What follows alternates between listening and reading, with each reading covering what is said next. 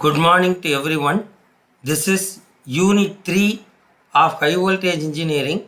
First, we are going to see generation of DC voltages using half wave and full wave rectifier. You might have studied these things in your third semester itself. However, there are small differences in the diode of this high voltage rectifier. So, go through this video. Thank you.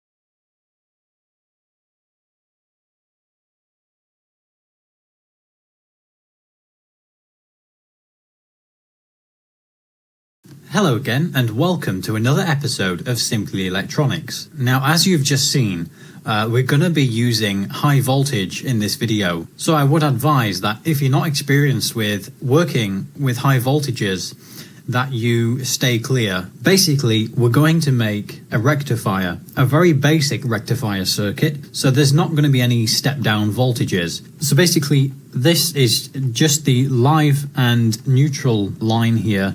And I've got it connected to my multimeter so I can measure the AC voltage. So the other end of this cable just goes to a plug which goes into a power socket in the wall. We're going to make a rectifier. If you haven't seen my previous video, I did quite a visual demonstration of how a rectifier works. And a rectifier will basically turn alternating current, also known as AC, it will turn it into direct current. So that's what we're going to do today.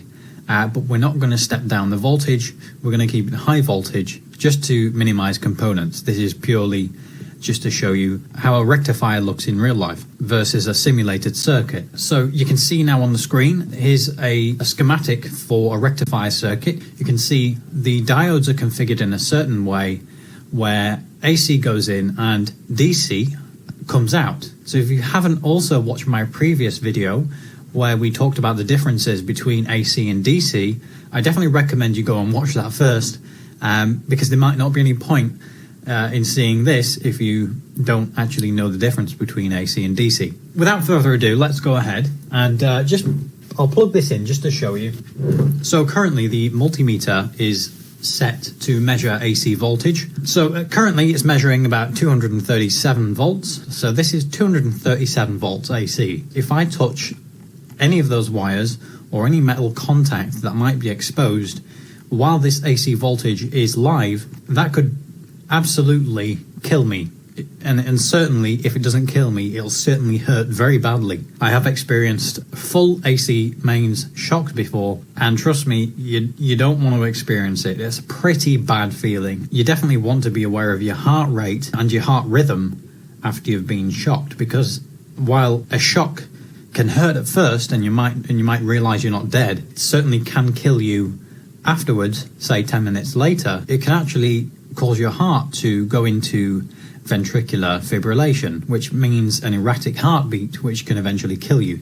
So now that you've seen that I have 237 volts AC on this multimeter, I'm going to disconnect the plug so we can work with these cables again. Okay, so my multimeter is saying there are 0 volts on here now. So now I can touch the wires. The wires are no longer live. There's no voltage on there now. So I'm safe. So we're going to make a rectifier circuit. So I'm going to build this circuit on a little bit of perf board. So all we need to make the rectifier is 4 of these diodes. These are 1N4007s. They're designed to work up to 1,000 volts. The total current that can pass through these is 1 amp, but we're not going to be passing any large current through them. So we don't need to worry about that. If you recall the rectifier video, there is a certain configuration that these diodes need to be in. So we're going to rough this up on the perf board by putting our diodes in with the same configuration. And again, the reason why I'm doing it like this is because it keeps the circuit simple. and we will be rectifying the full AC voltage. But what you will usually do if you want to actually power something from this is you would also use a transformer before the rectifier to step down the incoming AC voltage to a smaller AC voltage that you would need, and then the AC from the transformer would come through the rectifier and DC would come out at that lower voltage. But because this is just for demonstration purposes, it just makes it a lot simpler. Transformers, by the way, we will be covering that in a future video. So those are my diodes in position, and what I need to do now is just solder them in place. Connect them all together.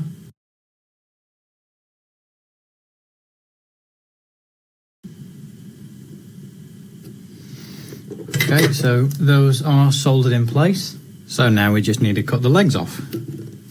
We've got our diodes now soldered in a configuration that will turn AC into DC. You can actually see the diodes have two sides to them. There's a black side, and then there is a sort of silver strip on the end of each diode. The silver strip indicates the cathode, and the cathode is basically the negative side of the diode. So the black side is the positive side, otherwise known as the anode. Okay, so the way that they're configured, we input AC on two corners of this rectifier, and we then get a positive and negative DC voltage out on another two corners. Okay, so we've got our AC connected up now, and the DC output works like so. The positive of the DC exits where the two diodes have the cathodes pointing towards each other. So these two diodes here, their cathodes are both pointing this way, okay? So they're pointing towards each other. That's where our positive DC comes out, and the negative DC, the negative side, is where both of the black points point out to each other. So we've got them pointing this way. And obviously then the incoming AC goes on the two remaining sides. Okay, so if I now go ahead and measure the output of this rectifier, you can see there is a bit of a voltage drop because of the resistance of the wires and the diodes. DC, we've got 212 volts DC, bit of voltage drop across the diodes and the wires, but there we go, we've got our DC. There we have it. We have AC coming in here, and out of the other end of the diodes we have our DC voltage. So that is how a rectifier works. I'll be covering transformers and lots of other different things in the near future, but yeah, I just wanted to show you an actual a rectifier with these four diodes working in real life. Yeah, so don't go killing yourselves with this high voltage. Make sure you stay safe. Leave a comment below if you have any questions or any suggestions. Leave a like on the video and definitely subscribe for more videos.